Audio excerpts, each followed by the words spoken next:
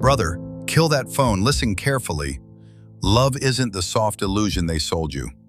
For men walking the Sigma path, it's a hard choice that either sharpens your edge or quietly destroys it.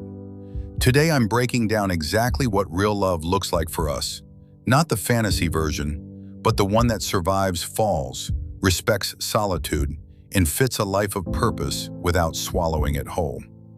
In the next few minutes, you'll see the cold differences between conditioned love and the kind that actually works for men like us, plus raw examples from my own stumbles and recoveries so you can apply it immediately.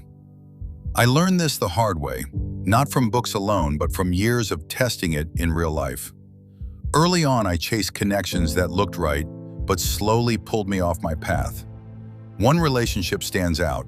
She was sharp, intense, and for a while it felt like alignment. But my standards slipped. I spent more time managing the dynamic than building what I needed to build. The result?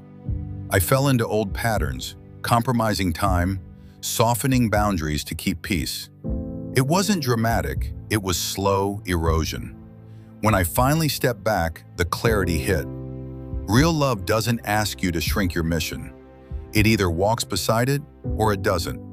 We'll get to how to spot and build that kind of connection in a moment. But first, we have to kill the biggest lie you've been told. The lie is that love completes you. That's conditioned thinking. For Sigma-minded men, love meets a man who is already responsible for himself. Not perfect, none of us are, but accountable. I've sat in silence after arguments or quiet evenings, wondering why I felt off, even when things looked good on paper. The answer was always the same. I had let my inner vigilance drop. I stopped auditing my own habits. Love exposed it. That's its first real value. It reveals where you're still asleep. Here's a concrete case. A few years back, I met someone who respected independence on the surface. Early days were strong. Deep talks, real presence. But over time, small things chipped away. Expectations that my focus should bend more toward us. Subtle pressure when I chose long work stretches. I didn't shut it down cleanly at first. I rationalized. That hesitation cost months. The fall taught me, boundaries aren't walls you build once. They're decisions you defend daily. When I finally held the line without apology, the respect either deepened or the connection ended clean. Both outcomes served me better than slow compromise. We'll talk about handling those moments of real vulnerability later. Before that, let's address the foundation most men ignore. It starts with honest self-regard, not fluffy self-love, practical accountability. I wake up some mornings sharp and aligned. Other mornings I feel the old conditioning pulling. Distraction, doubt, the urge to seek comfort over effort. Nobody stays awakened. It's temporary clarity you fight to maintain. The practice is simple. Regular self-audit. What did I let slide yesterday? Where did I lower a standard? I use those questions like a blade. They cut through delusion. When love enters, this habit protects you. You don't need the other person to fix your voids because you're already filling them yourself.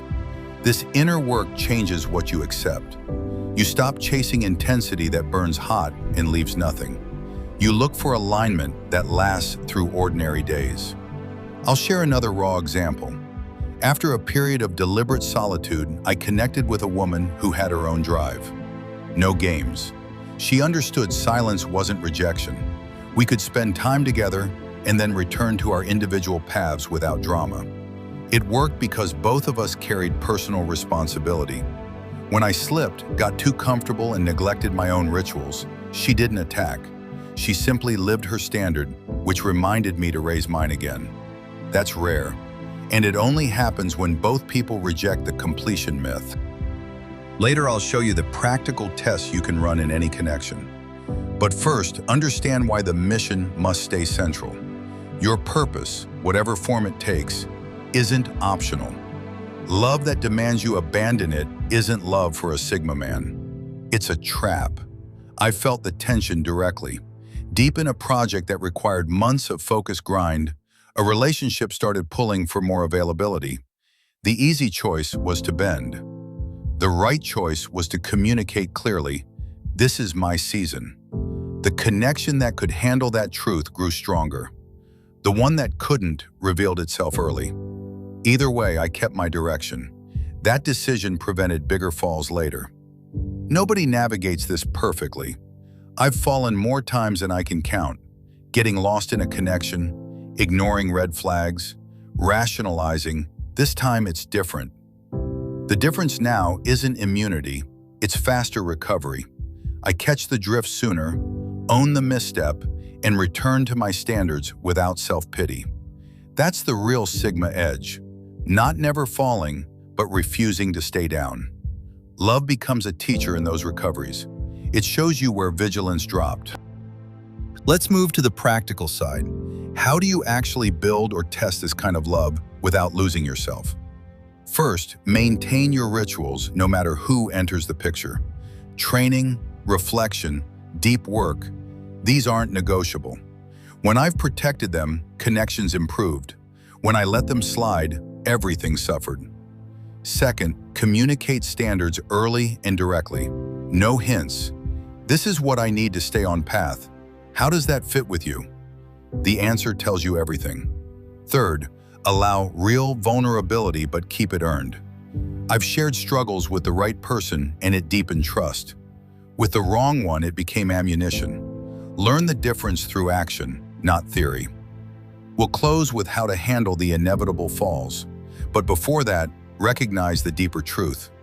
Love at this level accepts reality as it is. Imperfect people, messy timing, constant temptation to drift. It doesn't promise endless highs. It offers a companion who respects your sovereignty while sharing the road. For philosophy seekers and men tired of confusion, this view removes the fog. You stop expecting salvation from another person. You choose connection that adds strength without stealing direction. I've lived the falls and the recoveries. One long-term connection ended not in explosion, but in quiet recognition that our paths pulled in different directions. No villain, just truth. Walking away hurt, but it restored my focus and eventually opened space for better alignment. That's the pattern. Honest endings preserve power. Dragging things out drains it. If you're watching and feeling the weight of past mistakes, use it. Audit one area today: your time, your boundaries, your habits. Choose one small defense of your standards. Not because perfection is coming, but because each recovery makes the next fall less damaging. This is what real love looks like for men on this path. It's not softer or easier, it's clearer. It demands vigilance, respects solitude, and fits beside purpose instead of replacing it. We all fall. The question is how we rise, what we protect, and who we allow beside us while doing it.